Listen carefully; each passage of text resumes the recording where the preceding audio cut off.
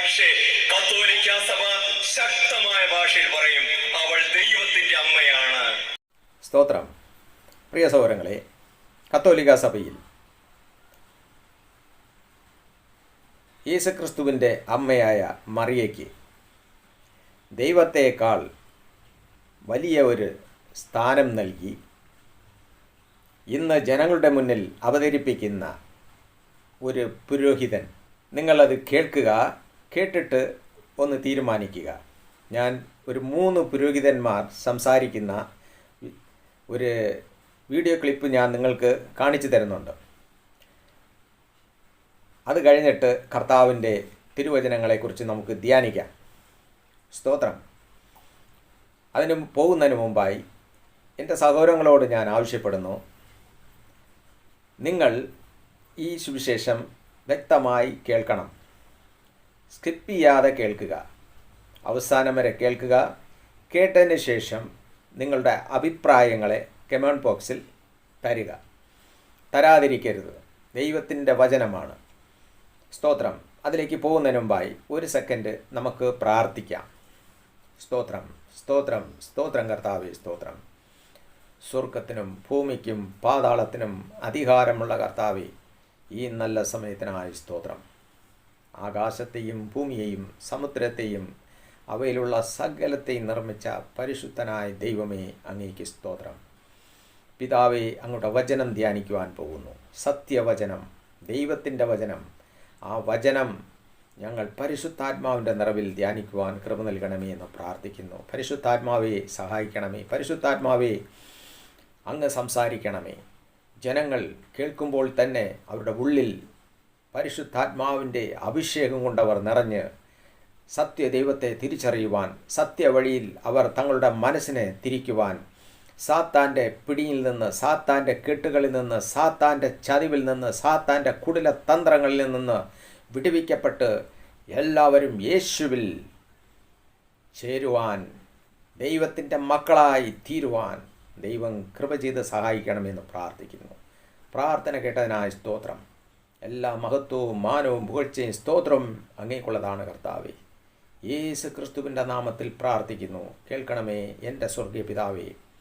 ആമേൻ. സ്തോത്രം, സ്തോത്രം, സ്തോത്രം. പ്രിയ സഹോദരങ്ങളെ, നിങ്ങൾ ഈ വീഡിയോ ക്ലിപ്പ് ഒന്ന് കേൾക്കുക. കേട്ടതിന് ശേഷം കർത്താവിൻ്റെ സുവിശേഷത്തിൽ കൂടെ ഇയാൾ പറയുന്നതിന് എന്താണ് ശരി, എന്ത് തെറ്റ് എന്നുള്ളതിനെ വ്യക്തമായി പരിശുദ്ധാത്മാവ് ഇന്ന് നിങ്ങൾക്ക് പറഞ്ഞു തരും. കേൾക്കാൻ താല്പര്യമുള്ളവർ കുറച്ച് സമയം നിങ്ങളുടെ സമയത്തെ വെറുതെ വേറെ ഒന്നിനും കൊടുക്കാതെ കർത്താവിൻ്റെ ജീവനുള്ള വചനം ശ്രവിക്കുവാൻ നിങ്ങളെ ശ്രദ്ധയെ കൊടുക്കുക. ദൈവം നിങ്ങളെ അനുഗ്രഹിക്കും. സ്തോത്രം. ക്രിസ്തുവിന്റെ അമ്മ എന്നല്ല, ദൈവത്തിന്റെ അമ്മ എന്ന് തന്നെ മറിയത്തെ വിളിക്കണമെന്ന് പറഞ്ഞു. അങ്ങനെ നമ്മുടെ വിശ്വാസത്തിന്റെ ഭാഗമായി മറിയം ദൈവത്തിന്റെ അമ്മയാണ്. എന്തുകൊണ്ട് നാം അങ്ങനെ വിളിക്കണം? നമുക്കറിയാം, ദൈവം അനന്തനാണ്. ഇറ്റേണിറ്റി, നിത്യതയുണ്ട് ദൈവത്തിന്. ദൈവം ആരിൽ നിന്ന് ജനിച്ചിട്ടില്ല, ദൈവത്തെ ആരും സൃഷ്ടിച്ചിട്ടില്ല, ദൈവത്തിന് ആദ്യവുമില്ല അവസാനവുമില്ല. പക്ഷേ കത്തോലിക്ക സഭ ശക്തമായ ഭാഷയിൽ പറയും, അവൾ ദൈവത്തിന്റെ അമ്മയാണ്. പറയാൻ എന്താ കാരണം?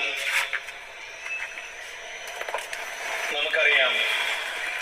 അത് പറയാനുള്ള കാരണം എന്താന്ന് വെച്ചാൽ, അത് ഞാൻ കഴിഞ്ഞ ഞായറാഴ്ച നിങ്ങളോട് പറഞ്ഞു. നന്മ നിറഞ്ഞ മറിയമേ എന്നുള്ള പ്രാർത്ഥന മാലാഖ പറഞ്ഞു. പക്ഷെ അത് ദൈവത്തിന്റെ ഭാഷയാണ്. സ്ത്രീകളിൽ നീ അനുഗ്രഹീത എന്ന് പരിശുദ്ധാത്മാവ് വെളിപ്പെടുത്തിയ ഭാഷയാണ്.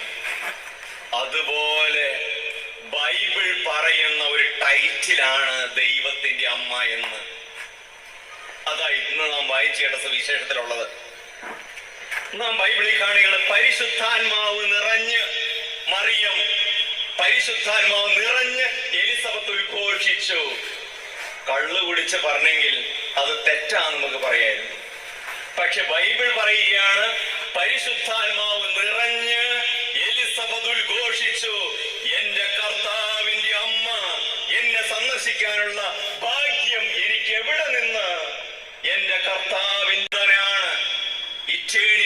നിത്യതയുണ്ട് ദൈവത്തിന്.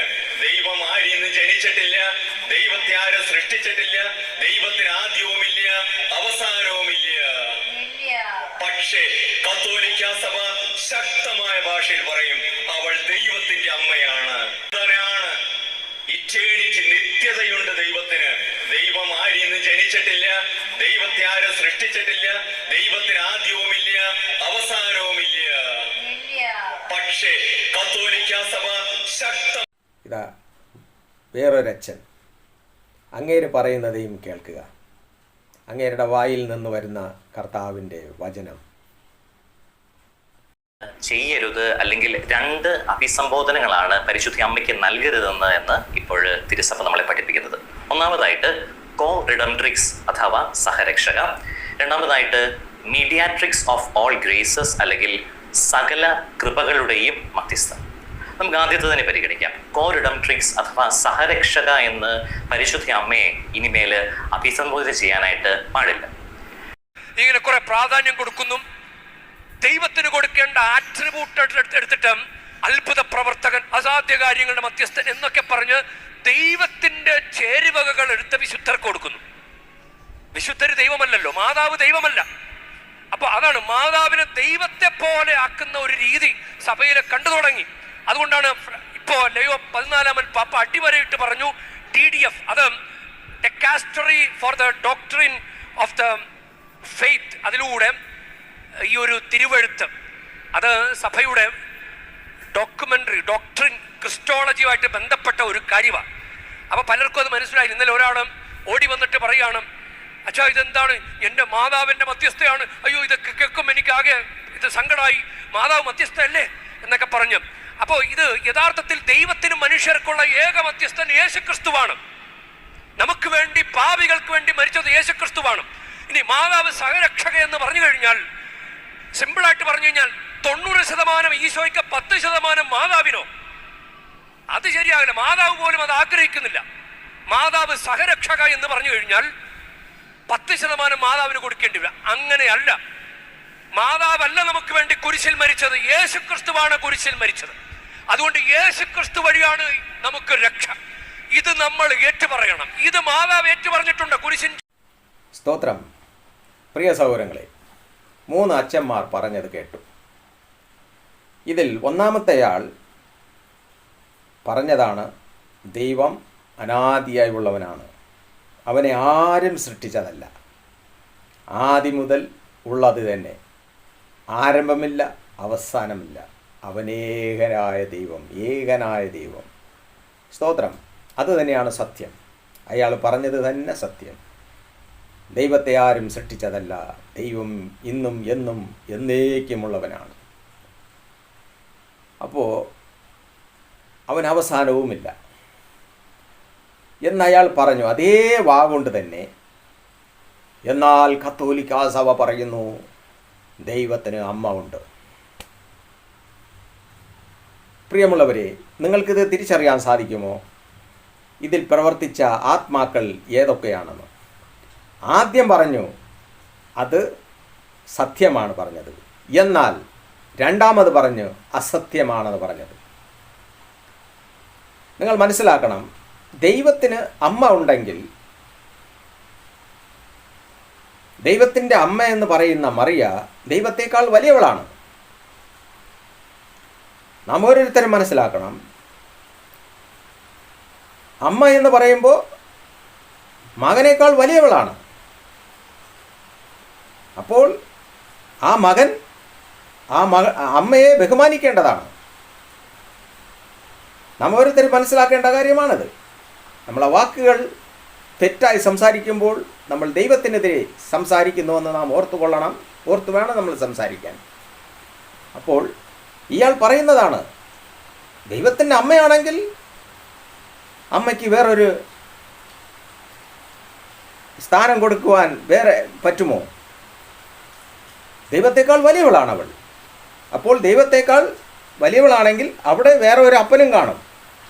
അപ്പോൾ യഥാർത്ഥ ദൈവം ആരാണ്? സ്തോത്രം.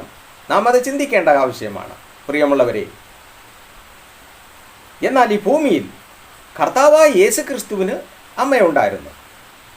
കർത്താവായ യേശു ക്രിസ്തുവിന് അമ്മയുണ്ട്. എന്തുകൊണ്ടെന്നാൽ ക്രിസ്തു ഈ ഭൂമിയിൽ ജനിച്ചത് മനുഷ്യനായിട്ടാണ്. മനുഷ്യപുത്രന് അമ്മയുണ്ട്, ദൈവപുത്രന് അമ്മയില്ല. നാം അവിടെയാണ് മനസ്സിലാക്കേണ്ടത്. ദൈവത്തിൻ്റെ പുത്രനായി വന്ന കർത്താവിന് അമ്മയില്ല, മനുഷ്യപുത്രന് അമ്മയുണ്ട്. യേശു ക്രിസ്തു ഈ ഭൂമിയിൽ വന്നത് മനുഷ്യപുത്രനായിട്ടാണ് എന്ന് കർത്താവായ യേശു ക്രിസ്തു കാൽവരി ക്രൂശിൽ അടക്കപ്പെട്ട് ഉയർത്തെഴുന്നേറ്റുവോ അവ ദൈവപുത്രൻ എന്ന ആ ഏത് കർത്തവ്യം നിർവഹിക്കുവാൻ ഈ ഭൂമിയിൽ വന്നോ അത് നിർവഹിച്ചുകൊണ്ട് ജയശാലിയായി ദൈവമായി ഇന്ന് ഇരിക്കുന്നു. പിതാവിൻ്റെ വലത്ത് ഭാഗത്ത് ഇരിക്കുന്നുവെന്നാണ് തിരുവചനം പഠിപ്പിക്കുന്നത് നമ്മളെ. അപ്പോൾ ഇവിടെ നാം കാണുവാൻ സാധിക്കും, ഇയാൾ സ്ഥാപിച്ച ഒരു വാക്യം ഏതെന്നറിയാമോ? മറിയ എലിസബത്തിനെ കാണുവാൻ പോകുന്നു. പരിശുദ്ധ ആത്മാവിനാൽ ഗർഭിണിയായ മറിയ എലിസബത്തിനെ കാണുവാൻ പോകുമ്പോൾ എലിസബത്ത് പറയുന്ന ഒരു വാക്യമാണ് എന്ത്? എൻ്റെ കർത്താവിൻ്റെ മാതാവ് എൻ്റെ അടുക്കൽ വരുവാൻ ഭാഗ്യം എവിടെ നിന്നുണ്ടായി? എൻ്റെ കർത്താവിൻ്റെ മാതാവെന്ന് എലിസബത്ത് പറഞ്ഞു. പ്രിയമുള്ളവരെ, ആ പറഞ്ഞ വാക്കിൽ എന്തെങ്കിലും നിങ്ങൾക്ക് തോന്നുന്നുണ്ടോ? ഇല്ല എങ്കിൽ ഞാൻ നിങ്ങൾക്ക് പറഞ്ഞ് മനസ്സിലാക്കി തരാം. ഇന്ന് ഈ ലോകത്തിൽ ജീവിക്കുന്ന മനുഷ്യർ അവരുടെ ഭാര്യമാർ ഒരു ബന്ധുവീട്ടിൽ പോയി. അപ്പോൾ അവരെന്താണ് പറയുക? അവർ പറയും ഇന്നാള അമ്മ എന്ന് പറയും. അത് ഈ ഭൂമിയിലുള്ള മനുഷ്യരീതിയിൽ.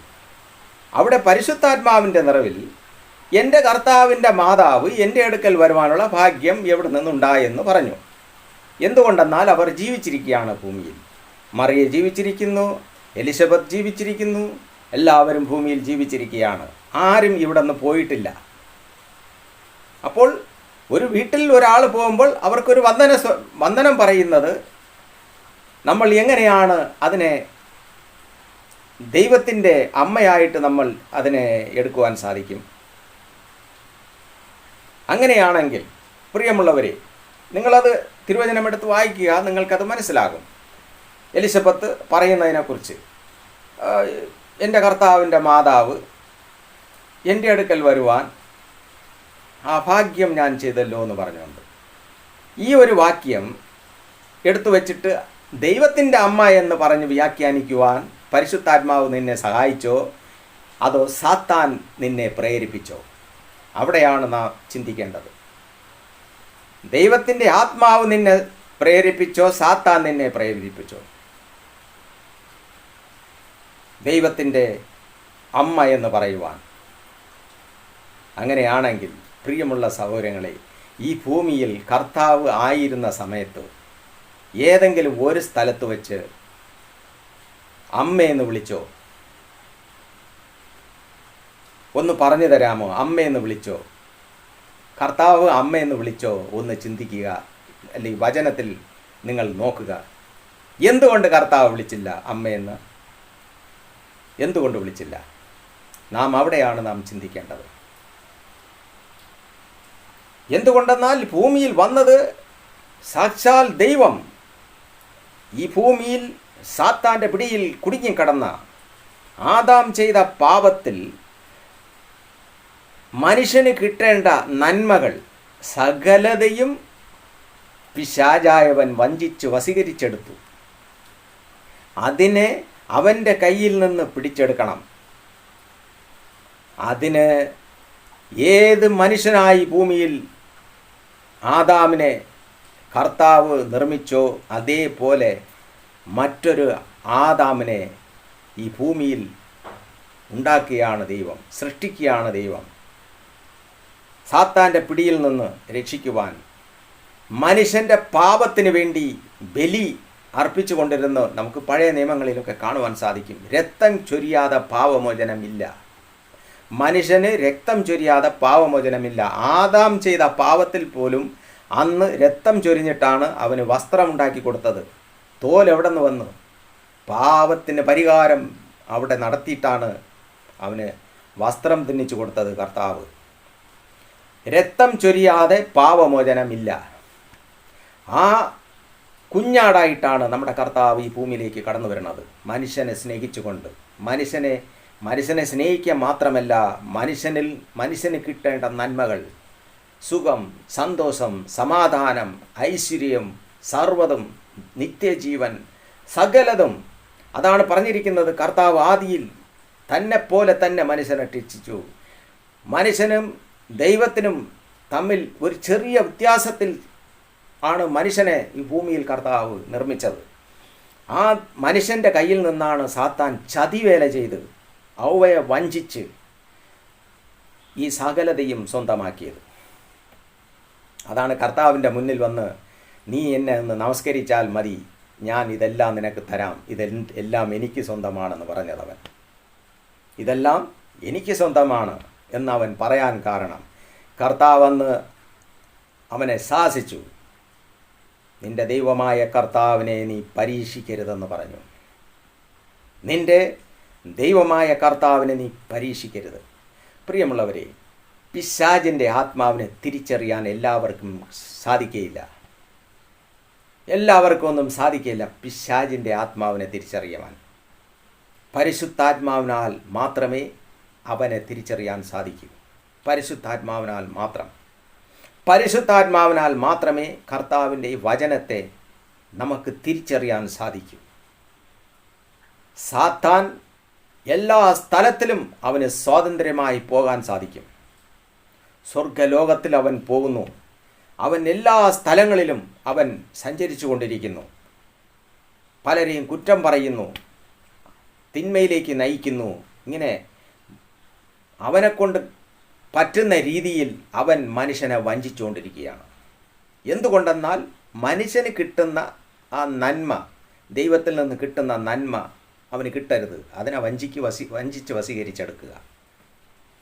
ഇന്ന് ഈ കത്തോലിക്ക സഭയിൽ ഈ അച്ഛൻ പറയുന്ന വാക്ക് നിങ്ങൾ ശ്രദ്ധിച്ചു. ഇനി ഞാൻ അവിടെ ഇനിയും ഒരു ചോദ്യം ഞാൻ ചോദിക്കുകയാണ്. അത് നിങ്ങൾ ശ്രദ്ധാപൂർവം കേൾക്കുക. 12 വയസ്സായപ്പോൾ ജെറുസലേമിൽ അവർ ഉത്സവത്തിന് പോയപ്പോൾ കർത്താവ് അവിടെ യെരുശലേമിൽ തന്നെ നിന്നു. അവർ ഒരു ദിവസത്തെ വഴി ദൂരം പോയി. പെട്ടെന്ന് നോക്കിയപ്പോൾ യേശുവിനെ കാണാനില്ല. അവർ തിരിച്ചു വന്നു. എന്താണ് കർത്താവ് പറഞ്ഞത്? നിങ്ങൾക്കത് ഗ്രഹിക്കാൻ സാധിക്കുമോ? 12 വയസ്സേ ആയുള്ളൂ, ബാലനാണ്. മറിയ പറയുകയാണ്, മകനെ, നിന്റെ അപ്പനും ഞാനും വ്യസനിക്കുന്നുവെന്ന് നീ അറിയുന്നില്ലയോ? സ്തോത്രം. ലൂക്കോസ് സുവിശേഷം 2-ാമത്തെ അധ്യായം അതിൽ 48-ാമത്തെ വാക്യം അവിടെ ഇപ്രകാരം പറയുന്നു. അമ്മ അവനോട്, എന്താണ് പറഞ്ഞത്? ഇവിടെ പറയുന്നു, അമ്മ അവനോട്, മകനെ, ഞങ്ങളോട് ഇങ്ങനെ നീ ചെയ്തതെന്ത്? നിന്റെ അപ്പനും ഞാനും വ്യസനിച്ചുകൊണ്ട് നിന്നെ തിരഞ്ഞു എന്ന് പറഞ്ഞു. അപ്പോൾ കർത്താവ് പറയുകയാണ്, അവിടെ 12 വയസ്സായ കർത്താവ് പറയുകയാണ്, എൻ്റെ പിതാവിനുള്ളതിൽ ഞാൻ ഇരിക്കേണ്ടത് എന്ന് നിങ്ങൾ അറിയുന്നില്ലയോ എന്ന് പറഞ്ഞു.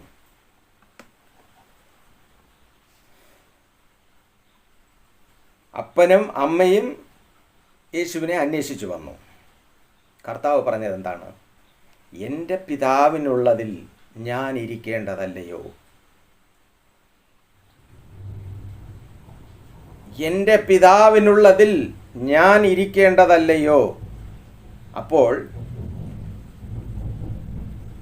മറിയ എന്താണ് ചിന്തിച്ചിരിക്കും? അപ്പനും അമ്മയും ഉണ്ട്, യോസേഫ് പിതാവുണ്ട്, മറിയ, രണ്ടുപേരുമുണ്ട്. കർത്താവോടെ പറയാണ്, എനിക്ക് വേറൊരു പിതാവുണ്ട്. സ്വാഭാവികമായിട്ട് ഈ ലോകത്തിലുള്ള മനുഷ്യൻ ഒരു അപ്പനും അമ്മയും ഇരിക്കെ സ്വന്തം മകൻ പറയുകയാണ്, എൻ്റെ അപ്പൻ വേറെയാണ് എന്ന് പറഞ്ഞാൽ നിങ്ങൾക്ക് എങ്ങനെ ഇരിക്കും? ഇല്ല, നമുക്ക് എങ്ങനെ ഇരിക്കും? എന്നാൽ പ്രിയമുള്ളവരെ, അവിടെ അവർ അന്നും ചിന്തിച്ചില്ല.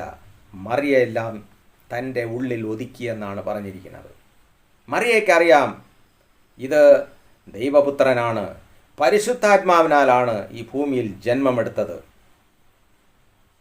സ്തോത്രം. പരിശുദ്ധ ആത്മാവിലാണ് ഈ എൻ്റെ ഉള്ളിൽ ഗർഭം ധരിച്ച് ഞാൻ പ്രസവിച്ചത്.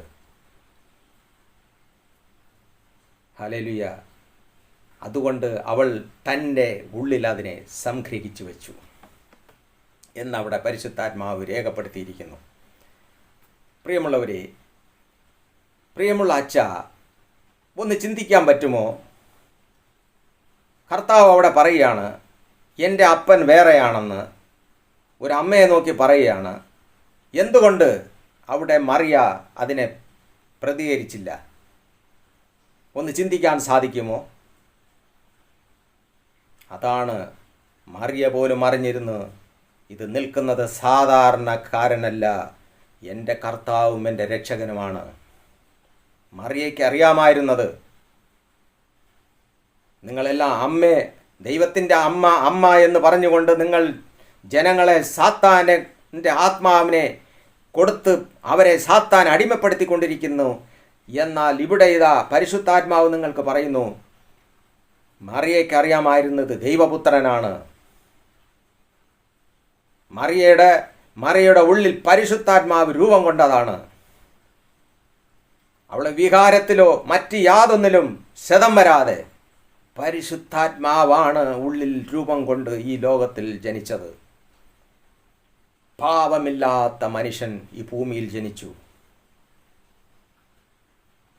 ചിന്തയിൽ പോലും പാപമില്ലാത്ത ഒരു വ്യക്തിയാണ് ഭൂമിയിൽ ജനിച്ചതെന്ന് അവൾക്കറിയാം. അത് ദൈവപുത്രനാണെന്ന്. അപ്പോൾ മാർത്ത എലിസബത്ത് പറഞ്ഞതിൽ ഇവിടെ നമുക്ക് എന്ത് വ്യാഖ്യാനിക്കാൻ സാധിക്കും? എലിസബത്ത് പറഞ്ഞതിൽ നമുക്ക് എന്ത് വ്യാഖ്യാനിക്കുവാൻ സാധിക്കും? പ്രിയമുള്ള സഹോദരങ്ങളെ, എൻ്റെ കർത്താവിൻ്റെ മാതാവ് വന്നു എന്ന് അവൾ പറഞ്ഞതിന്, കർത്താവ് ഇവിടെ നിന്ന് മരിച്ചടക്കപ്പെട്ട് ഉയർത്തെഴുന്നേറ്റ് പൊക്കഴിഞ്ഞു, ഇപ്പോൾ അവൻ ഇരിക്കുന്ന സ്ഥലം ആദിയിൽ അവൻ എപ്പോൾ ഇരുന്നോ അതുപോലെ തന്നെ ഉണ്ടായിരിക്കുകയാണ്. അവിടെ അതുപോലെ തന്നെ ഇരിക്കുകയാണ്. ആ ദൈവത്തിന് അമ്മ എന്ന് പറയുവാൻ തക്കവണ്ണം ഈ ഭൂമിയിൽ ആരെങ്കിലും ഉണ്ടെന്ന് പറയുന്നുവെങ്കിൽ അതേപോലെ വിട്ടിത്തനം വേറെ ഒന്നുമില്ല. എന്തുകൊണ്ടെന്നാൽ കർത്താവ് പോലും ഈ ഭൂമിയിൽ ഒരിക്കലും മറിയ അമ്മ എന്ന് വിളിച്ചിട്ടില്ല. ഇനി നിങ്ങൾക്കത് ഞാൻ കാണിച്ചു തരാം. വിശുദ്ധ ലൂക്കോസ് സുവിശേഷത്തിൽ 8:19 മുതൽ 21 വരെ, മത്തായി സുവിശേഷം 12:46 മുതൽ 50, മാർക്കോസ് സുവിശേഷം 3:31 മുതൽ 35, ഇത്രയും ഭാഗങ്ങളെ നിങ്ങളെടുത്ത് വായിച്ചു നോക്കുക. ഒരേ സുവിശേഷമാണ്, ഒരേ ഭാഗമാണ് അവിടെ രേഖപ്പെടുത്തിയിരിക്കുന്നത്. കർത്താവ് അവിടെ ശിഷ്യന്മാരെ കൂടെ ഇരിക്കുകയാണ്, സുവിശേഷം പറഞ്ഞുകൊണ്ടിരിക്കുകയാണ്. അപ്പോഴാണ് മറിയയുടെ മക്കളായ യേശുക്രിസ്തുവിൻ്റെ സഹോദരങ്ങളും മറിയയും കൂടെ ചേർന്ന് കർത്താവിനെ കാണുവാൻ വന്നു. ഈ 3 തിരുവചനങ്ങളും വായിക്കുമ്പോൾ നമുക്ക് കാണുവാൻ സാധിക്കും, തിരക്ക് കൊണ്ട് അവരുടെ അടുക്കൽ പോകുവാൻ സാധിച്ചില്ല, യേശുക്രിസ്തുവിനെ കാണുവാൻ സാധിച്ചില്ല. അതുകൊണ്ട് അവിടെ നിന്ന് ഒരു വ്യക്തിയോട് പറഞ്ഞു, ഞങ്ങൾക്ക് കർത്താവിനെ ഒന്ന് കാണണം.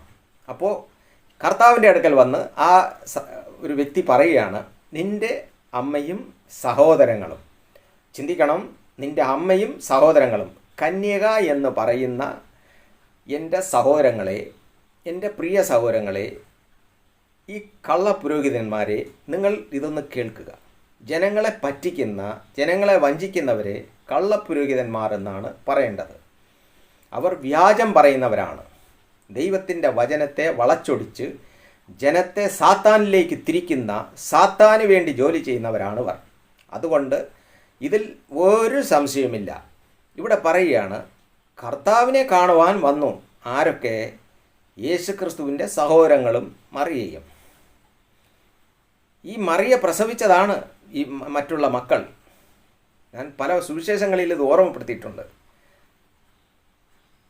അപ്പോൾ കന്യക എന്ന് പറഞ്ഞുകൊണ്ട് മറ്റുള്ളവരുടെ മുന്നിൽ നിങ്ങൾ ഒരിക്കലും മറിയയെ അവതരിപ്പിക്കരുത്. യോസേപ്പ് പിതാവ് മറിയയുമായി ശാരീരിക ബന്ധം നടത്തി 6 മക്കളെ പ്രസവിച്ചതായി ഇവിടെ രേഖപ്പെടുത്തിയിട്ടുണ്ട്. അതാണ് ഇവിടെ പറഞ്ഞിരിക്കുന്നത്. സഹോദരങ്ങൾ കാണാൻ വന്നു. അപ്പോൾ കർത്താവ് ചോദിക്കുകയാണ്, ഒറ്റ ചോദ്യം, ആരാണ് എൻ്റെ അമ്മ? ആരാണ് എൻ്റെ അമ്മ? ആരാണ് എൻ്റെ സഹോദരങ്ങൾ? എന്തുകൊണ്ട് കർത്താവ് ഇത് ചോദിച്ചു? ഇത്രയും കൽപ്പനകളെ തന്നതാണ് ദൈവം. നമുക്ക് പ്രധാന കൽപ്പനയായി പറഞ്ഞിരിക്കുകയാണ്, നീ ഭൂമിയിൽ നന്നായിരിക്കുവാൻ, ദീർഘായുസോടിരിക്കുവാൻ നിൻ്റെ മാതാപിതാവിനെ ബഹുമാനിക്കുക. ആ കർത്താവ് തന്നെ ഇതാ ഇവിടെ പറയുകയാണ്, ആരാണ് എൻ്റെ അമ്മ? എന്തിനു പറഞ്ഞത്? ഒന്ന് ചിന്തിക്കാൻ സാധിക്കുമോ? എന്തിനു പറഞ്ഞു? ചിന്തിക്കാൻ കഴിവില്ല, ഇല്ലേ? പരിശുദ്ധാത്മാവിനോട് പ്രാർത്ഥിക്കുക. പരിശുദ്ധാത്മാവ് ഇത് നിങ്ങൾക്ക് മനസ്സിലാക്കി തരും. പരിശുദ്ധാത്മാവ് തന്നെ ഇതാ നിങ്ങളോട് സംസാരിച്ചുകൊണ്ടിരിക്കുന്നു. സ്തോത്രം. അപ്പോൾ കർത്താവ് പറഞ്ഞു, സ്വർഗസ്ഥനായ എൻ്റെ പിതാവിൻ്റെ ഇഷ്ടം ചെയ്യുന്നവനത്രേ എൻ്റെ സഹോദരനും എൻ്റെ സഹോദരിയും. സ്തോത്രം. പ്രിയമുള്ള സഹോദരങ്ങളെ, ഇത് ഒരു ഭാഗം, ഒരു വചനം. ഇനി ഇവർ പൊക്കി കൊണ്ട് നടക്കുന്ന മറ്റൊരു വചനം എന്താണെന്നറിയാമോ? അത് ഞാൻ നിങ്ങൾക്ക് കാണിച്ചു തരുന്നുണ്ട്. സ്തോത്രം. അത് കർത്താവായ യേശു ക്രിസ്തു ഈ ഭൂമിയിലായിരുന്നപ്പോൾ, അതായത് ഒരു വചനം പറയുകയാണ്, ഞാൻ ഇങ്ങനെ പറഞ്ഞിരുന്നു, നിങ്ങൾ ആബ്രഹാമിൻ്റെ സന്തതി, ഈസാക്കിൻ്റെ സന്തതി, യാക്കോബിൻ്റെ സന്തതി. ന്യായപ്രമാണത്തിൽ പറഞ്ഞ കാര്യമാണ്. എന്താണത്? ദൈവം മരിച്ചവരുടെ ദൈവമല്ല, ജീവിക്കുന്നവരുടെ ദൈവം എന്ന് പറഞ്ഞതായിട്ട് ഇവിടെ കാണുവാൻ സാധിക്കും. ലൂക്കോസ് സുവിശേഷം 20:37-38, മത്തായി സുവിശേഷം 22:31-32. ഈ ഭാഗങ്ങളിൽ ഇതിനെക്കുറിച്ച് പറയുന്നുണ്ട്. പ്രിയമുള്ള സഹോദരങ്ങളെ, നിങ്ങളെടുത്ത് വായിക്കുക. അവിടെ ഈ പറയുന്ന ഭാഗത്തിൽ ഇപ്രകാരം പറയുന്നുണ്ട്, ദൈവം മരിച്ചവരുടെ ദൈവമല്ല, ജീവിക്കുന്നവരുടെ ദൈവമാണ്. അതുകൊണ്ടാണ് മോശെ മുൾപ്പടപ്പിൽ വച്ച് ഞാൻ ആബ്രഹാമിൻ്റെ ദൈവവും ഈസാക്കിൻ്റെ ദൈവവും യാക്കോബിൻ്റെ ദൈവവുമെന്ന് പറഞ്ഞത്. എന്തുകൊണ്ടെന്നാൽ അവരെല്ലാം ജീവിക്കുന്നു. അതേ പ്രിയമുള്ളവരെ, കർത്താവിൽ ജീവിക്കുന്നവരാണ് അവരെല്ലാവരും. എന്നാൽ അവർക്ക് നമ്മളെ സഹായിക്കാൻ പറ്റത്തില്ല. അവർ ജീവിക്കുന്നു, അവരെല്ലാം നിദ്രയിലാണ്, അവർ ക്രിസ്തുവിൽ മറയ്ക്കപ്പെട്ടിരിക്കുന്നു. അത് നാം മനസ്സിലാക്കണം. ആദ്യം അവിടെയാണ് നാം മനസ്സിലാക്കേണ്ടത്. അവർ ജീവിക്കുന്നവരാണ്, അവരോട് പ്രാർത്ഥിക്കാൻ പറഞ്ഞിട്ടില്ല. അവരെ പ്രാർത്ഥിച്ചാൽ നമ്മളെ അടുക്കൽ വന്ന് നമ്മളെ സഹായിക്കത്തില്ല. നമ്മളെ ചുറ്റും അവരില്ല, നമ്മളെ അടുക്കലില്ല. അവരെല്ലാം പൊക്കഴിഞ്ഞു, ഈ ഭൂമിയിൽ ഇല്ല അവർ. അവരെ നമ്മൾ പ്രാർത്ഥിച്ചാൽ അവർക്ക് നമ്മളെ സഹായിക്കാൻ സാധിക്കുകയില്ല.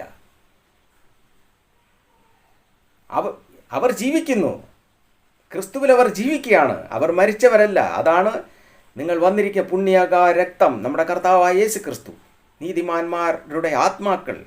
അതായത് അവരുടെ അടുക്കലാണ് നമ്മൾ വന്നിരിക്കുന്നത്.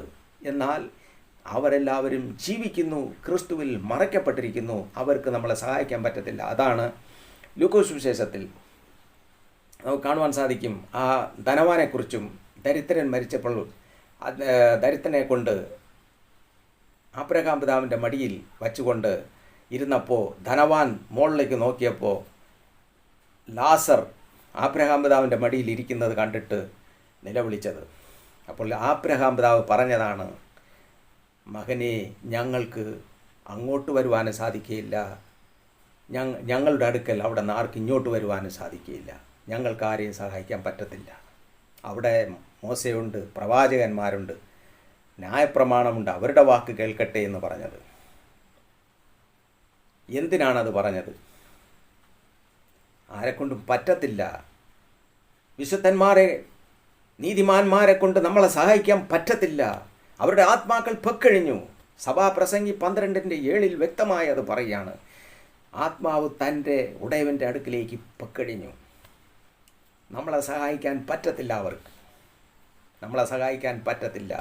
അതാണ് അവിടെ വ്യക്തമായി രേഖപ്പെടുത്തിയിരിക്കുന്നത്. മരിച്ചവരും മൗനതയിലായവരും ആരും യഹോവയെ സ്തുതിക്കുന്നില്ല. സങ്കീർത്തനം 115:17 അവിടെ പറഞ്ഞിരിക്കുന്നു. ഇനി ഞാനൊരു രഹസ്യം പറയാം. എന്നാൽ അവരുടെ പേരിൽ ആരെങ്കിലും വിളിച്ചാൽ അവരുടെ പേരിൽ വരുന്നത് ദുഷ്ടാത്മാക്കളും ഭൂതങ്ങളും വരും. അത് നിങ്ങൾ തിരിച്ചറിയണം. കാരണം മന്ത്രവാദം പഠിക്കാൻ പോയ വ്യക്തിയാണ് ഞാൻ. എൻ്റെ അമ്മയുടെ അപ്പൻ എന്നെ മന്ത്രവാദം പഠിപ്പിക്കുമ്പോൾ ഇങ്ങനെയുള്ള കാര്യങ്ങളെ എനിക്ക് പറഞ്ഞു തന്നിട്ടുണ്ട്. അത് മാത്രമല്ല, മന്ത്രവാദം ചെയ്തുകൊണ്ടിരിക്കുമ്പോൾ ഞാനിത് കേട്ടുകൊണ്ട് വളർന്നതാണ്. എൻ്റെ ചെറുപ്പത്തിലേ ഞാനിത് കേട്ട് വളർന്നതാണ്. മരിച്ചു പോയവരെ വിളിക്കുക, ഈ ലോകത്തിൽ ജീവിച്ചു പോയവരെ വിളിക്കുക. ജീവിച്ചു പോയവരെ വിളിച്ചാൽ അവിടെ വരുന്നത് ഭൂതമാണ്, ദുഷ്ടാത്മാവാണ്, അവരെ വരത്തില്ല. ഇത് നിങ്ങൾക്ക് തിരിച്ചറിയണമെങ്കിൽ 1 സാമുവേൽ പ്രവാചകൻ്റെ പുസ്തകത്തിൽ നിങ്ങളത് എടുത്ത് വായിക്കുക. സൗൽ അവസാനം പോയത് വെളിച്ചപ്പാടത്തിൻ്റെ അടുക്കൽ. എനിക്ക് സാമുവേലിനെ ഒന്ന് വരുത്തി തരണം. അവിടെ സാമുവേൽ വന്നതായിട്ട് പറഞ്ഞിരിക്കുന്നു. സാമുവേൽ നീതിമാനാണ്. എന്നാൽ സൗലിനോട് പറഞ്ഞു, ഇന്ന് നീ ചാവും, എന്നോട് ചേരും. സാമുവേലിനോട് ചേരുമെന്നാണ് പറഞ്ഞത്. എന്താണ് അതിൻ്റെ അർത്ഥം? സാമുവേൽ പ്രവാചകൻ നീതിമാനാണ്, സ്വർഗത്തിലേക്കാണ് പോയത്.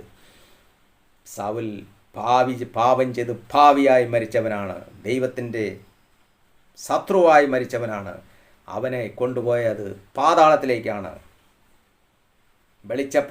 വെളിച്ചപ്പാടത്തിൽ വിളിക്കുമ്പോൾ ഒരു നീതിമാൻ വരുമെന്ന് ചിന്തിക്കുന്നുവെങ്കിൽ ഇതിൽ വലിയ പൊട്ടത്തനമൊന്നുമില്ല. മന്ത്രവാദികളുടെ പ്രവൃത്തിയാണ്. മന്ത്രവാദികൾ വിളിക്കുമ്പോഴാണ് അവരുടെ പേരിൽ ഈ ഭൂമിയിൽ ദുഷ്ടാത്മാക്കളും ഭൂതങ്ങളും ചലിച്ചു കൊണ്ടിരിക്കുന്നത്. അതാണ് ബിലയാമിൻ്റെ പ്രവൃത്തി. ബിലയാം ചെയ്തത് അതാണ്. ഇസ്രായേൽ ജനത്തെ കൊണ്ട് ആഭിചാരം ചെയ്യിച്ചത് അങ്ങനെയാണ്.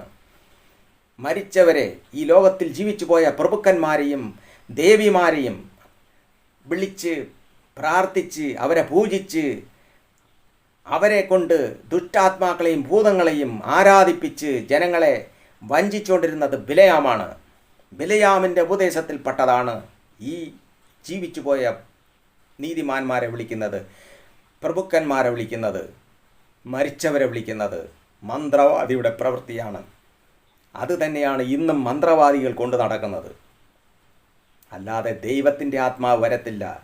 മോശയെ അവരെ കൊന്നുകളഞ്ഞു എന്നാണ് പറഞ്ഞിരിക്കുന്നത്. അങ്ങ് ഇസ്രായേൽ ജനത്തെ ശപിക്കാൻ വേണ്ടി കൊണ്ടുവന്നവൻ. ഇസ്രായേൽ ജനത്തെ ശപിക്കാൻ വേണ്ടി ബിലയാമിനെ ബാലാക്ക് കൊണ്ടുവന്നു. അറിയാമോ? അതാണ് വെളിപ്പാട് പുസ്തകത്തിൽ കർത്താവ് എടുത്തു പറയുന്നു, നിങ്ങളുടെ സഭയിൽ ഇങ്ങനെ ഒരു സംഭവമുണ്ട്, നിങ്ങൾ മാനസാന്തരപ്പെടണം. ബാലാക്കിനെ ഉപദേശിച്ച ബിലയാമിൻ്റെ ഉപദേശം സ്വീകരിക്കുന്നവർ നിങ്ങളുടെ സഭയിലുണ്ട് എന്ന് കർത്താവിടെ പറഞ്ഞിരിക്കുന്നത്. അത് വെളിപ്പാട് പുസ്തകത്തിൽ നമുക്ക് കാണുവാൻ സാധിക്കും. വെളിപ്പാട് പുസ്തകം 2-ാമത്തെ അധ്യായത്തിൽ തന്നെ അത് എഴുതിയിരിക്കുന്നു. 13 മുതൽ എടുത്ത് വായിച്ചു നോക്കുക, അവിടെ കാണുവാൻ സാധിക്കും. ബാലാക്കിന് ഉപദേശിച്ചു കൊടുത്ത ബിലയാമിൻ്റെ ഉപദേശം പിടിച്ചിരിക്കുന്നവർ അവിടെ നിനക്കുണ്ട്. കർത്താവിൻ്റെ സഭയിലാണ് പറഞ്ഞിരിക്കുന്നത്. ഈ വെളിപ്പാട് കൊടുക്കുന്നത് എപ്പോന്നറിയാമോ? കർത്താവായ യേശു ക്രിസ്തു ഭൂമിയിൽ ജനിച്ചത് BC 4 സ്തോത്രം. എന്നാൽ ക്രിസ്തു ക്രൂശിക്കപ്പെടുന്നത് AD 30 ഈ വെളിപ്പാട് കൊടുക്കുന്നത് AD 95 എത്ര വർഷത്തിൻ്റെ ഗ്യാപ്പ് കിടക്കണമെന്ന് നിങ്ങളൊന്ന് ചിന്തിച്ചു നോക്കണം. എത്ര വർഷത്തിൻ്റെ ഗ്യാപ്പുണ്ട്? 95 ഈ വെളിപ്പാട്. പ്രിയമുള്ളവരെ, ഈ ബിലയാമിൻ്റെ ഉപദേശമാണ് ഈ മരിച്ചവരെ വിളിക്കുക, കൊന്ത പറയുക, സാത്താൻ വളരെ തന്ത്രപൂർവമാണ് ജനങ്ങളുടെ കയ്യിൽ ഇത് കൊടുത്തിരിക്കുന്നത്. ചെറിയവരെയും വലിയവരെയും കൊണ്ട് ആഭിചാരം ചെയ്യിക്കുന്നു. കാരണം ദുഷ്ടാത്മാവും ഭൂതങ്ങളുമാണ് ഇവിടെ പ്രവർത്തിക്കുന്നത്. ഇവിടെ നന്മ നിറഞ്ഞ മറിയമേ സ്തുതി എന്ന് പറഞ്ഞുകൊണ്ട് നിങ്ങൾ തുടങ്ങും. നമ്മൾ ഇങ്ങനെ നന്മ നിറഞ്ഞ മറിയമേ സ്തുതി, കർത്താവ് നിന്നോടുകൂടെ സ്ത്രീകളിൽ നീ അനുഗ്രഹിക്കപ്പെട്ടവളാന്ന് കർത്താവിൻ്റെ വചനം. അടുത്തതായി തുടങ്ങുന്നത് എന്താണ്? പാപികളായ ഞങ്ങൾക്ക് വേണ്ടി അപേക്ഷിക്കണമേ. ഇത് കർത്താവിൻ്റെ വചനവും എടുത്ത് ഞങ്ങൾ പാപികളാണ്, ഞങ്ങൾക്ക് വേണ്ടി പ്രാർത്ഥിക്കണമേ എന്ന് മധ്യസ്ഥ നിർത്തുകയാണ് മറിയയെ. അവിടെ സർവ അധികാരവും സകലതും മനുഷ്യനും ദൈവത്തിനും ഇടയിൽ മധ്യസ്ഥൻ എന്ന് പറയുന്നത് യേശുക്രിസ്തു മാത്രമാണ്. എന്നാൽ സാത്താൻ എന്ത് ചെയ്തു? ഇവിടെ മനുഷ്യനെ കൊണ്ട് മറിയയെ മധ്യസ്ഥ നിർത്തി. ഈ ലോകത്തിൽ ജീവിച്ചു പോയ അതായത് ജഡരക്തങ്ങൾക്ക് ജനിച്ചതാണ് മറിയ. മാംസരക്തങ്ങൾ ഈ ഭൂമിയിൽ ശാരീരിക ബന്ധം നടത്തി മക്കളെ പ്രസവിച്ച് ഈ ഭൂമിയിൽ ജീവിച്ചിരുന്ന ഒരു വ്യക്തിയാണ്. അപ്പോസ്തലപ്രവൃത്തി 1-ാമത്തെ അധ്യായത്തിൽ അത് കാണുവാൻ സാധിക്കും. പരിശുദ്ധാത്മാവിന് വേണ്ടി കാത്തിരുന്നു. അന്ന് അന്യഭാഷകൾ സംസാരിച്ചവരുടെ കൂട്ടത്തിൽ മറിയം ഉണ്ടായിരുന്നു, സഹോദരങ്ങൾ ഉണ്ടായിരുന്നു, മാംസരക്തത്തിൽ ജീവിച്ചവരായിരുന്നു. എന്തുകൊണ്ട് മറിയയ്ക്ക് അന്ന് പരിശുദ്ധാത്മാവ് വേണമായിരുന്നു? ചിന്തിക്കാൻ കഴിവുണ്ടോ നിങ്ങൾക്ക്? പരിശുദ്ധാത്മാവ് മറിയയ്ക്ക് എന്തിനു വേണം? ഉദരത്തിൽ പരിശുദ്ധാത്മാവ് വന്നു, മറിയ പ്രസവിച്ചു യേശുക്രിസ്തുവിനെ. ശാരീരിക ബന്ധം നടത്തി ഇവിടെ 6 മക്കളെ പ്രസവിച്ചു. മാംസ ഇച്ഛയിൽ നാം ഓരോരുത്തരും ചിന്തിക്കണം. മാംസ ഇച്ഛയിൽ മക്കളെ പ്രസവിച്ചത്. മറിയ പരിശുദ്ധാത്മാവിനാൽ നിറഞ്ഞവളായപ്പോൾ ഇരുന്നെങ്കിൽ എന്തിന് പരിശുദ്ധാത്മാവിന് വേണ്ടി കാത്തിരുന്നവരുടെ കൂട്ടത്തിൽ മറിയയും മക്കളും ഇരുന്നു? ശിഷ്യന്മാരുടെ മുന്നിൽ ശിഷ്യന്മാരോട് കൂടെ ആ 200 പേർ കൂടിയിരുന്ന ഒരു സംഘം, അവരുടെ കൂട്ടത്തിൽ മറിയയും ഉണ്ടായിരുന്നു, കർത്താവിൻ്റെ സഹോദരങ്ങളും ഉണ്ടായിരുന്നു. എന്തിന് പരിശുദ്ധാത്മാവിന് വേണ്ടി കാത്തിരുന്നു? എല്ലാവർക്കും ഒരുപോലെ പരിശുദ്ധാത്മാവിനെ സ്വർഗത്തിലെ പിതാവ് നൽകി, കർത്താവ് നൽകി. എല്ലാവരും അന്യഭാഷകളിൽ സംസാരിച്ചു. അതുകൊണ്ട് പ്രിയമുള്ളവരെ, ആദ്യ സഭയിൽ മറിയയുണ്ടായിരുന്നു. ഇന്ന് കത്തോലിക്കർ പറയുന്നു അമ്മ, ഞങ്ങളുടെ അമ്മ, ദൈവത്തിൻ്റെ അമ്മ. ഇത് നിങ്ങളാണ് പറയുന്നതല്ല പ്രിയമുള്ളവരെ, നിങ്ങളെ കൊണ്ട് പറയിച്ചതാണ് സാത്താൻ. പിശാചായവനാണിത് നിങ്ങളെ കൊണ്ട് പറയിച്ചത്. പിശാചായവൻ, അവൻ്റെ ചതി വലയിലാണ് നിങ്ങൾ കുടുങ്ങിപ്പോയത്. എന്നാൽ ദൈവത്തിൻ്റെ പ്രവൃത്തി ഇവിടെ വെളിപ്പെട്ടുകൊണ്ടേയിരിക്കുകയാണ്. സ്തോത്രം. മറ്റച്ഛന്മാർ പറഞ്ഞത് കേട്ടല്ലോ. വത്തിക്കാനിൽ പോപ്പ് ലിയോ പറഞ്ഞത് കേട്ടല്ലോ നിങ്ങൾ. പരിശുദ്ധാത്മാവ് അവിടെ പ്രവർത്തിച്ചിരിക്കുകയാണ്. ഇവിടെ മറിയയ്ക്ക് മധ്യസ്ഥ സ്ഥാനം കൊടുക്കാൻ പാടില്ല.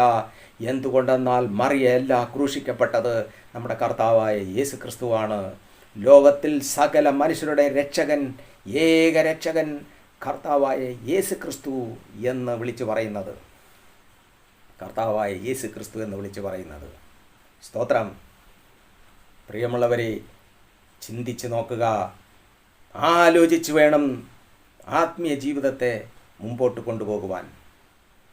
സാത്താൻ വളരെ തന്ത്രപൂർവമാണ് ജനങ്ങളെ വഞ്ചിച്ചു വച്ചിരിക്കുന്നത്. സ്തോത്രം. ഇനി ഇവിടെ അച്ഛൻ വേറൊരു ഭാഗം എടുത്ത് പറയുകയാണ്. എന്തെന്നറിയാമോ? അത് ഈ അച്ഛൻ പറഞ്ഞതല്ല, വേറൊരച്ഛൻ. അവരുടെ സംശയങ്ങളെ ഞാൻ തീർത്തു കൊടുക്കുവാൻ ആഗ്രഹിക്കുന്നു. പ്രിയമുള്ളവരെ, വെളിപ്പാട് പുസ്തകത്തിൽ 4-ാമത്തെ അധ്യായത്തിൽ ഒരു ഭാഗമുണ്ട്, ഒരു വാക്യം. അവിടെ ഇപ്രകാരം പറയുന്നു, 24 മൂപ്പന്മാരും. അത് 4-ാമത്തെ അധ്യായം നിങ്ങളെടുത്ത് വായിക്കുമ്പോൾ നിങ്ങൾക്ക് കാണുവാൻ സാധിക്കും. 24 മൂപ്പന്മാരും കിരീടങ്ങളിട്ട് കർത്താവിൻ്റെ മുന്നിൽ ദൈവത്തെ ആരാധിച്ചു. ഈ ഒരു വാക്യം എടുത്തിട്ട് അങ്ങേർ വ്യാഖ്യാനിക്കുകയാണ്. അവരെല്ലാം ജീവിക്കുന്നു, കണ്ടില്ലയോ, അവർ ദൈവത്തെ ആരാധിക്കുന്നു, ഇപ്പോഴും ആരാധിച്ചു കൊണ്ടിരിക്കുന്നു എന്ന് പറഞ്ഞുകൊണ്ട്. എൻ്റെ പ്രിയ സഹോദരങ്ങളെ, പരിശുദ്ധാത്മാവിനോടൊന്ന് പ്രാർത്ഥിക്കുക. ഈ ഒരു പരിശുദ്ധാത്മാവിൻ്റെ അല്പം പോലും അംശമില്ലാത്തവരാണ് ഈ പുരോഹിതന്മാർ. ഇവർക്ക് തിരിച്ചറിയാൻ പറ്റത്തില്ല. കാരണം പരിശുദ്ധാത്മാവില്ലല്ലോ. പരിശുദ്ധാത്മാവ് ഉണ്ടെങ്കിൽ വചനം അവർക്ക് മനസ്സിലാക്കി കൊടുക്കൂ. സ്തോത്രം. പരിശുദ്ധാത്മാവ് ഇവരിൽ ഇല്ല. അതുകൊണ്ടാണ് ഇവർക്ക് വചനത്തെ ധ്യാനിക്കുവാനോ വചനത്തെ മനസ്സിലാക്കുവാനോ കഴിയാത്തത്. ഒരു ഇതുമില്ലാത്തവർക്കൊക്കെ പരിശുദ്ധാത്മാവ് എത്ര മനോഹരമായിട്ട് അതിനെ തിരിച്ചറിയുവാനുള്ള കൃപ നൽകി സഹായിക്കുന്നു. നിങ്ങളെ മുന്നിലിരുന്ന് ഞാൻ സംസാരിക്കുന്നു ദൈവത്തിൻ്റെ പരിശുദ്ധാത്മാവിനാലാണ്. ഈ വെളിപ്പാട് പുസ്തകത്തിലെ ആരംഭം 1-ാമത്തെ അധ്യായത്തിൽ 1-ാമത്തെ വാക്യത്തിൽ ഇത് പറയുന്നു. പ്രിയമുള്ളവരെ, സംഭവിപ്പാൻ പോകുന്ന കാര്യമാണ്, സംഭവിച്ച കാര്യമല്ല. ഇതിനി സംഭവിക്കും, സംഭവിക്കേണ്ട കാര്യം. അടുത്ത് വായിച്ചു നോക്കുക. എന്താണ് പറയുന്നു? യേശുക്രിസ്തുവിൻ്റെ വെളിപ്പാട് വേഗത്തിൽ സംഭവിപ്പാനുള്ളത് തൻ്റെ ദാസന്മാരെ കാണിക്കേണ്ടതിന് ദൈവം അത് അവന് കൊടുത്തു. വേഗത്തിൽ സംഭവിപ്പാനുള്ളത്, സംഭവിച്ചതല്ല, സംഭവിപ്പാനുള്ള കാര്യം. എപ്പോ? കർത്താവ് ഇവിടെ നിന്ന് പോയി, AD 30 പോയി, 95 ഇത് കൊടുക്കുന്നത് വെളിപ്പാട്. എത്ര വർഷം കഴിഞ്ഞിട്ട്? സംഭവിപ്പാനുള്ള കാര്യം അത് സംഭവിക്കും. സംഭവിച്ചിട്ടില്ല. സ്തോത്രം. അബ്രഹാമിൻ്റെ, ഇസാക്കിൻ്റെ, യാക്കോബിൻ്റെ ദൈവമെന്ന് കർത്താവ് പറഞ്ഞു. ശരിയാണ്, അവർ ജീവിക്കുകയാണ്, ജീവനുള്ളവരാണ്. ആര് പറഞ്ഞു ചത്തെന്ന്? ആര് പറഞ്ഞു അവരില്ല എന്ന്? അവർ ജീവനോടെ ഇരിക്കുകയാണ്. അവരെ പാതാളത്തിലേക്ക് കൊണ്ടുപോയതല്ല, പരദീസയിലാണ്. അവർ കർത്താവിൻ്റെ സന്നിധിയിലാണ്. കർത്താവിൽ മറയ്ക്കപ്പെട്ടിരിക്കുകയാണ് സകല നീതിമാന്മാരും. വിശുദ്ധന്മാർ എല്ലാവരും ജീവിക്കുകയാണ്. എന്നാൽ അവർക്ക് നമ്മളെ സഹായിക്കാൻ പറ്റത്തില്ല. ഇത് സംഭവിക്കാനുള്ള കാര്യമാണ്, സംഭവിച്ച കാര്യമല്ല. പുരോഹിത, ഒന്ന് മനസ്സിലാക്കണം. സ്തോത്രം. അടുത്ത് പ്രിയമുള്ളവരെ, ഇനി ഞാൻ തുടർന്ന് ഈ ഭാഗത്തിൽ കൂടെ ഞാൻ നിങ്ങൾക്ക് പെട്ടെന്ന് ഞാനത് പറഞ്ഞ് മനസ്സിലാക്കി തരുവാൻ ആഗ്രഹിക്കുന്നു. അപ്പോസ്തലനായ പൗലോസ് കൊരിന്ത്യർക്കുള്ള ലേഖനം 1 കൊരിന്ത്യർ 15:23, 1 കൊരിന്ത്യർ 15:23 ഒന്ന് എടുത്ത് വായിക്കുക. അവിടെ എന്താണ് പറയുന്നത്? സ്തോത്രം. ഇതാ,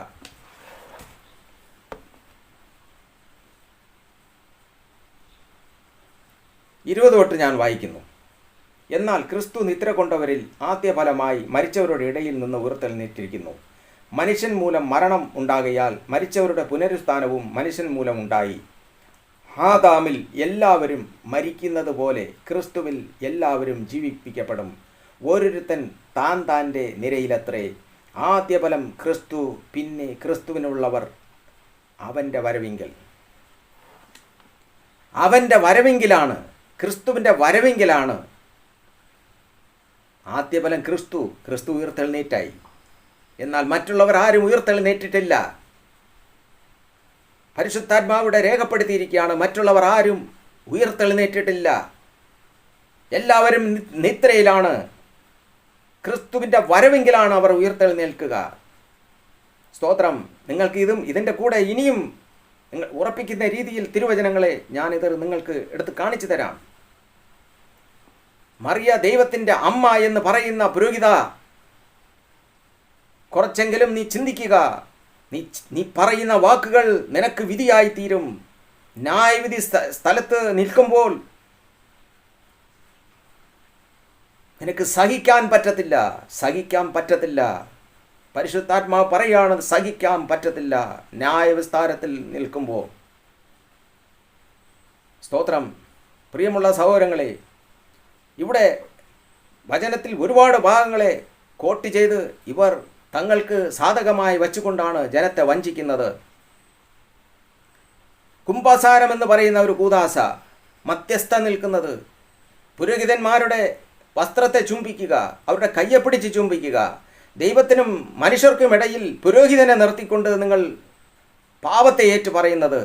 ഇവിടെ പരിശുദ്ധാത്മാവ് പറഞ്ഞിരിക്കുന്ന കാര്യം എന്തെന്നറിയാമോ? അപ്പോസ്തലന്മാരോട് കർത്താവ് പറഞ്ഞു, അന്ന് അപ്പോസ്തലന്മാരോട് എന്താണ് പറഞ്ഞത്? നിങ്ങൾ ആരുടെയെങ്കിലും പാപം നിർത്തുന്നുവെങ്കിൽ നിർത്തപ്പെടും, ക്ഷമിക്കുന്നുവെങ്കിൽ ക്ഷമിക്കപ്പെടും എന്ന് പറഞ്ഞുകൊണ്ട് ഭൂതങ്ങളെയും ദുഷ്ടാത്മാക്കളെയും പുറത്താക്കുവാനുള്ള അധികാരം കൊടുത്തവരെ സുവിശേഷം പറയാൻ അയച്ചു.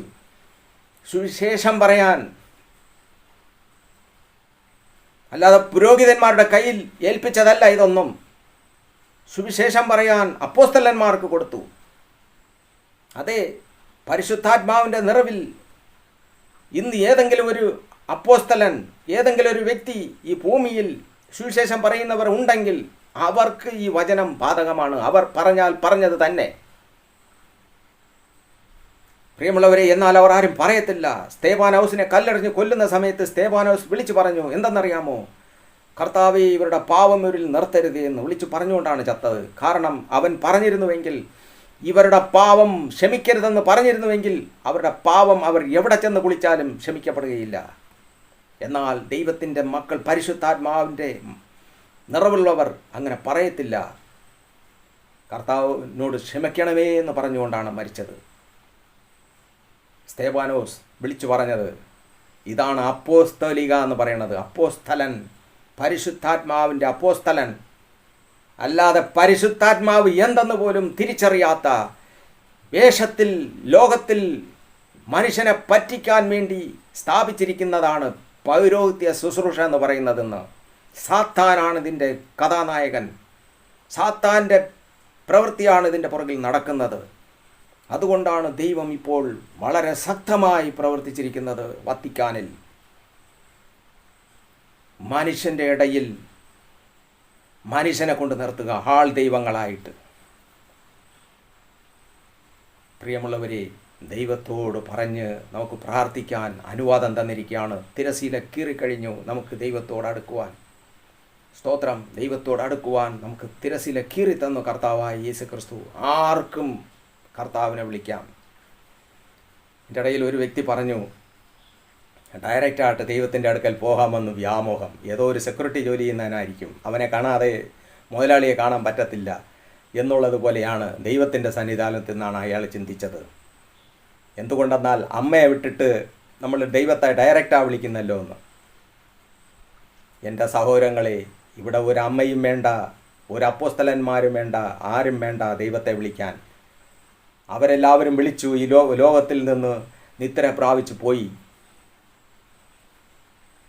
നമുക്ക് വിളിക്കാനും നമ്മളെ സഹായിക്കാനും രക്ഷിക്കാനും സർവ്വതും ഉള്ള നമ്മുടെ കർത്താവായ യേശു ക്രിസ്തു എന്ന് ജീവിക്കുന്നു. ആ ക്രിസ്തുവിനെ വിളിക്കാൻ ഒരു മനുഷ്യൻ്റെയും ഇടയ്ക്ക് മധ്യസ്ഥ വേണ്ട. ഒരു മനുഷ്യൻ്റെയും മധ്യസ്ഥ ആവശ്യമില്ല. സ്തോത്രം. പ്രിയമുള്ളവരെ, അപ്പോൾ ഇവിടെ നാം കാണുവാൻ സാധിക്കും, ഈ അച്ഛൻ ഇങ്ങനെ ഒരു കാര്യം കൂടെ എടുത്തു പറഞ്ഞു. വീണ്ടും ഞാൻ നിങ്ങൾക്കൊരു വചനം ഇതിൽ ഞാൻ ഓർമ്മപ്പെടുത്താം. കർത്താവ് ഈ അത്ഭുതങ്ങളെ ചെയ്തുകൊണ്ടിരിക്കുന്ന സമയത്ത് ലൂക്കോസ് സുവിശേഷത്തിൽ നമുക്കിത് കാണുവാൻ സാധിക്കും. ഒരു സ്ത്രീ ഉച്ചത്തിൽ നിലവിളിച്ച് പറയുകയാണ്. നാം വായിച്ച് കേൾപ്പിക്കുന്നു. ലൂക്കോസ് സുവിശേഷം 11:27-28. ഇത് പറയുമ്പോൾ പുരുഷാരത്തിൽ ഒരു സ്ത്രീ ഉച്ചത്തിൽ അവനോട്, നിന്നെ ചുമന്ന ഉദരവും നീ കുടിച്ച മുലയും ഭാഗ്യമുള്ളവ എന്ന് പറഞ്ഞു. അതിന് അവൻ, അല്ല, ദൈവത്തിൻ്റെ വചനം കേട്ട് പ്രമാണിക്കുന്നവർ അത്രേ ഭാഗ്യമുള്ളവന്മാർ എന്ന് പറഞ്ഞു.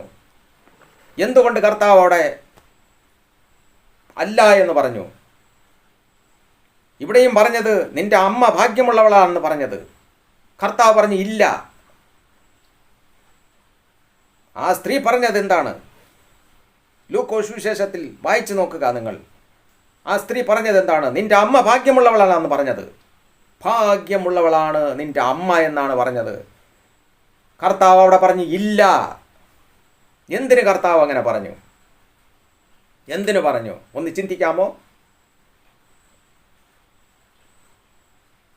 അവിടെ സഹോദരന്മാർ അമ്മ വന്നെന്ന് പറഞ്ഞപ്പോൾ ആര് എൻ്റെ അമ്മ, ആരെൻ്റെ സഹോദരങ്ങളെന്ന് പറഞ്ഞു. എന്തിനു പറഞ്ഞു എന്ന് ചിന്തിക്കാമോ? എന്തിനു പറഞ്ഞു? ഈ ഭൂമിയിലേക്ക് കടന്നു വന്നത് സർവശക്തനായ ദൈവമാണെന്നുള്ളത് തിരിച്ചറിയാൻ നിങ്ങൾക്ക് ഇനിയും താമസിക്കുന്നുവെങ്കിൽ നിങ്ങൾ അഭാഗ്യമുള്ളവരാണ്, അഭാഗ്യം.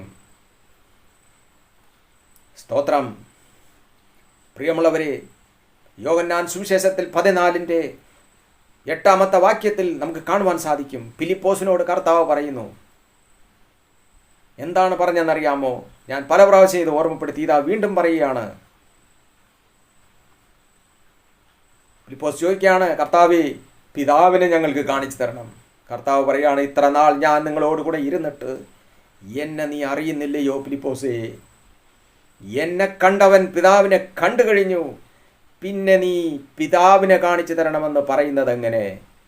മറ്റൊരു പിതാവുണ്ടെങ്കിൽ കർത്താവ് കാണിച്ചു തരുമെന്ന് പറയത്തില്ലായിരുന്നോ? മറ്റൊരു പിതാവ് ഉണ്ടെങ്കിൽ കർത്താവ് കാണിച്ചു തരുമെന്ന് പറയത്തില്ലായിരുന്നോ? ഈ ഭൂമിയിൽ മനുഷ്യപുത്രനായിട്ട് വന്നതാണ്, ദൈവപുത്രനായിട്ട് കടന്നു വന്നതാണ് മനുഷ്യനെ സാത്താൻ്റെ പിടിയിൽ നിന്ന് വിടുവിക്കുവാൻ.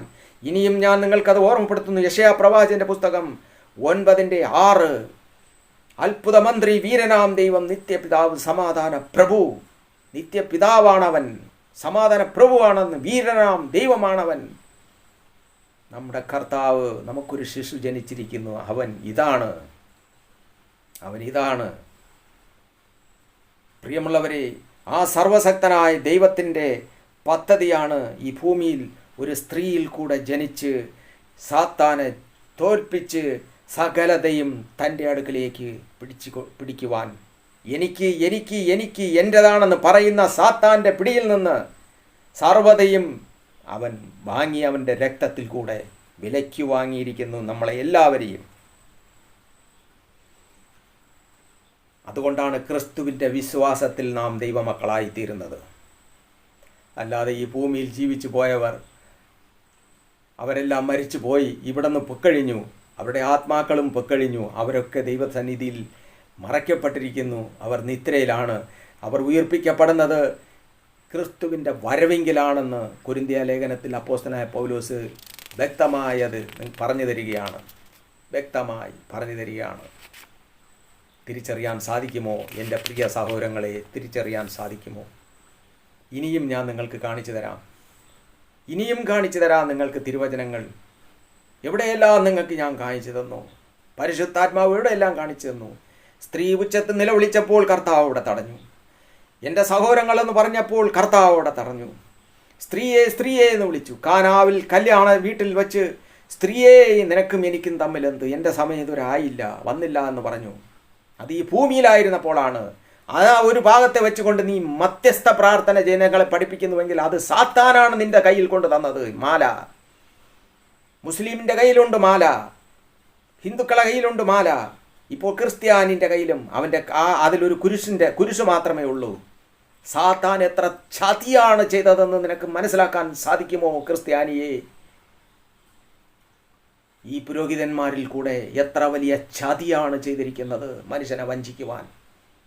പ്രിയമുള്ളവരെ, ഞാൻ ഈ ചാനൽ തുടങ്ങി 4 മാസമാകുന്നു. ഇത് തുടങ്ങിയതേ കർത്താവിൻ്റെ പ്രേരണയാൽ, കർത്താവ് പറഞ്ഞിട്ടാണ്, കർത്താവിൻ്റെ ആലോചനയാലാണ് ഞാൻ ഇത് തുടങ്ങിയത്. ഇതിൽ കൂടെ ഞാൻ ശക്തമായി പറഞ്ഞുകൊണ്ടിരിക്കുന്നു.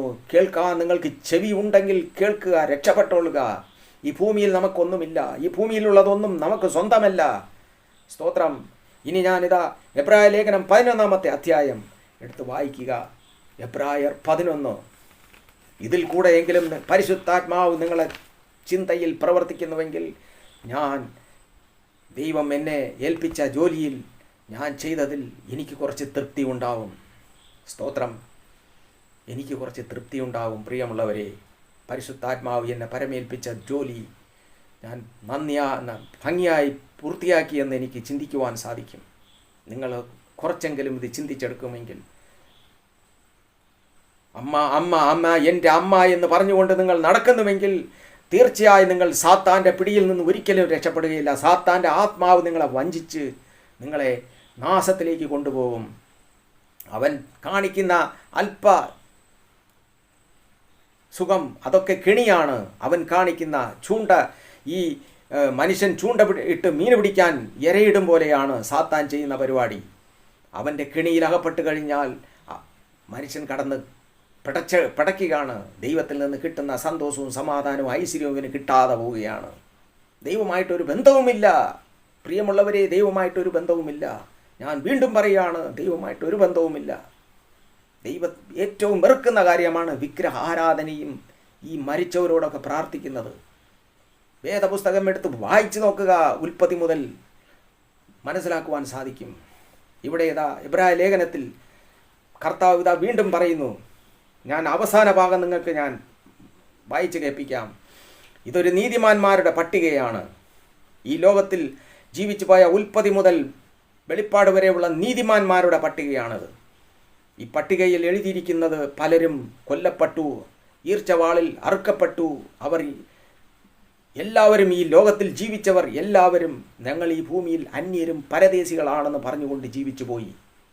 ഞങ്ങൾ ഈ ഭൂമിയിൽ അന്യരും പരദേശികളാണ്. എന്തുകൊണ്ടെന്നാൽ ഞങ്ങൾക്ക് വേണ്ടി ഒന്ന് കരുതിയിട്ടുണ്ട്, അത് ദൈവം തരും. അതിനെ ദൂരെ നിന്ന് കണ്ട് സന്തോഷിച്ചുകൊണ്ടാണ് ഈ ലോകത്തിൽ നിന്ന് പോയവർ. അവരൊക്കെ ഇപ്പോഴും നിദ്രയിലാണ്. അവർ. ഞാനത് നിങ്ങൾക്ക് ഞാൻ വായിച്ച് കേൾപ്പിക്കാം. ലാസ്റ്റ് ഭാഗം 11, എബ്രായ ലേഖനം 11 അവസാനം 39. അവർ എല്ലാവരും വിശ്വാസത്താൽ സാക്ഷ്യം ലഭിച്ചിട്ടും വാഗ്ദത്തം നിവർത്തി പ്രാപിച്ചില്ല. മോളിൽ പറയുന്ന നീതിമാന്മാർ, അവർക്ക് വാഗ്ദത്തം ലഭിച്ചു, എന്നാൽ വാഗ്ദത്തം നിവർത്തി പ്രാപിച്ചില്ല. അടുത്ത്, അവർ നമ്മെ കൂടാതെ രക്ഷാപൂർത്തി പ്രാപിക്കാതിരിക്കേണ്ടതിന് ദൈവം നമുക്ക് വേണ്ടി ഏറ്റവും നല്ലതൊന്നു മുൻകരുതിയിരുന്നു.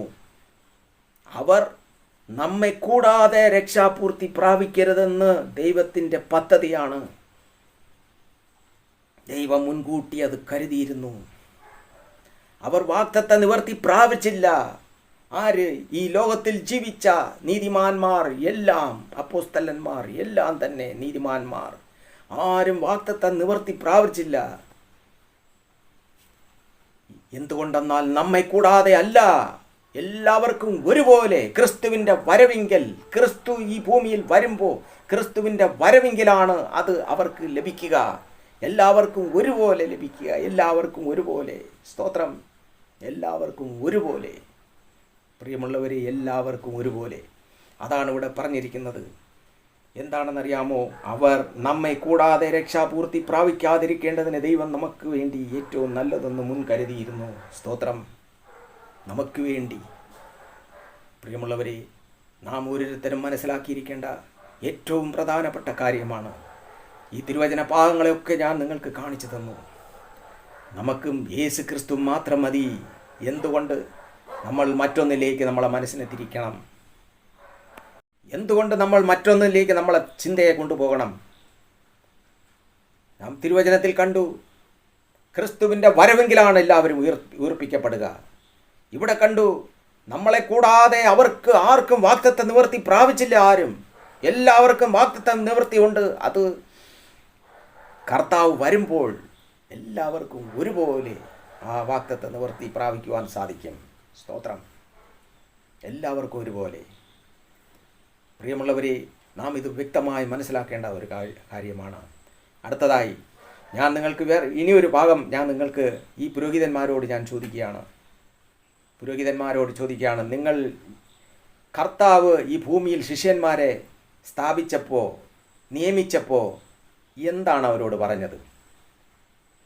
എന്താണ് പറഞ്ഞതെന്ന് ഒന്ന് തിരുവചനത്തിൽ വായിച്ച് പഠിച്ച് ഒന്ന് മനസ്സിലാക്കി നിങ്ങൾ പ്രവർത്തിക്കുന്നുണ്ടോ? ഈ ജനങ്ങൾ വന്ന് നിങ്ങളെ കയ്യെ മുത്തുമ്പോഴും, നിങ്ങളെ വസ്ത്രത്തെ പിടിച്ചു മുത്തുമ്പോഴും നിങ്ങളുടെ മനസ്സിൽ നിങ്ങൾ കുറച്ചെങ്കിലും നിങ്ങൾ ചിന്തിക്കുന്നുണ്ടോ ഇവർ ചെയ്യുന്നത് തെറ്റാണെന്ന്? നിങ്ങൾക്ക് പറയാൻ പറ്റുമോ? യോഹന്നാൻ സുവിശേഷം 13-ാമത്തെ അധ്യായം 4 മുതൽ 14 വരെ എടുത്ത് വായിക്കുക. നിങ്ങൾക്ക് സമയം കിട്ടുമ്പോൾ എടുത്ത് വായിക്കുക. കർത്താവ് ശിഷ്യന്മാരുടെ കാലിനെ കഴുകുന്നു. ഈ പ്രപഞ്ചത്തെ സൃഷ്ടിച്ച സകലത്തിൻ്റെയും നാഥനായ സ്വർഗത്തിലെ ദൈവം ഈ ഭൂമിയിൽ മനുഷ്യനായി കടന്നു വന്നുകൊണ്ട് താൻ സൃഷ്ടിച്ച മനുഷ്യൻ്റെ കാലിനെ കഴുകി, പാദത്തെ കഴുകി. നിങ്ങൾ എത്ര പേരുടെ പാദത്തെ കഴുകി?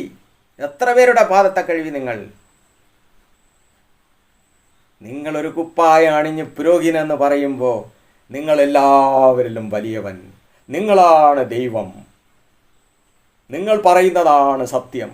ഈ പാവപ്പെട്ട ജനമൊന്നും അറിയുന്നില്ലല്ലോ, പാവപ്പെട്ട ജനമൊന്നും അറിയുന്നില്ലല്ലോ. പാവപ്പെട്ട ജനം സാത്താൻ നിങ്ങളെ എത്രമാത്രം എടുത്ത് ഉപയോഗിക്കുന്നുവെന്ന് ചിന്തിച്ച് നോക്കണം. പ്രിയമുള്ള സഹോദരങ്ങളെ, തിരുവചനത്തിൽ വ്യക്തമായി നിങ്ങൾക്ക് ഞാൻ എടുത്ത് ഓർമ്മപ്പെടുത്തി തന്നിരിക്കുകയാണ്. നിങ്ങൾക്ക് എന്തെങ്കിലും സംശയമുണ്ടെങ്കിൽ കേൾക്കുക. സംശയമുണ്ടെങ്കിൽ ഈ തിരുവചന ഭാഗങ്ങൾ എടുത്ത് ധ്യാനിച്ച് നോക്കുക. ഞാൻ നിങ്ങൾക്കിവിടെ പറഞ്ഞു തന്ന തിരുവചന ഭാഗങ്ങൾ. ആത്മാക്കൾ ജീവിക്കുന്നു എന്നെഴുതിയിരിക്കുന്നില്ലയോ? അതേ, എഴുതിയിരിക്കുന്നു. എന്തുകൊണ്ടെന്നാൽ അവർ ജീവിക്കുകയാണ്. എന്നാൽ അവരോട് പ്രാർത്ഥിക്കാനൊന്നും പറഞ്ഞിട്ടില്ല വേദപുസ്തകത്തിൽ. മറിയയ്ക്ക് പരിശുദ്ധാത്മാവ് എന്തിനു വേണമായിരുന്നു? പരിശുദ്ധാത്മാവിന് വേണ്ടി കാത്തിരിക്കുവാൻ. ചിന്തിക്കുന്നുണ്ടോ? മറിയ പ്രസവിച്ച 6 മക്കളെക്കുറിച്ച് നീ ചിന്തിക്കുന്നുണ്ടോ? മറിയ മധ്യസ്ഥയാണെന്ന്. സർവശക്തനായ കർത്താവായ യേശു ക്രിസ്തുവാണ് മധ്യസ്ഥൻ. അവനാണ് പുരോഹിതൻ, മഹാപുരോഹിതൻ. കർത്താവ് സുവിശേഷകരെ എഴുന്നേൽപ്പിച്ചു സുവിശേഷം പറയുവാൻ. ഇന്ന് ഭൂമി മുഴുവനും സുവിശേഷം പ്രസംഗിക്കപ്പെടുന്നു. സുവിശേഷം, പാപത്തിൻ്റെ പരിഹാരം.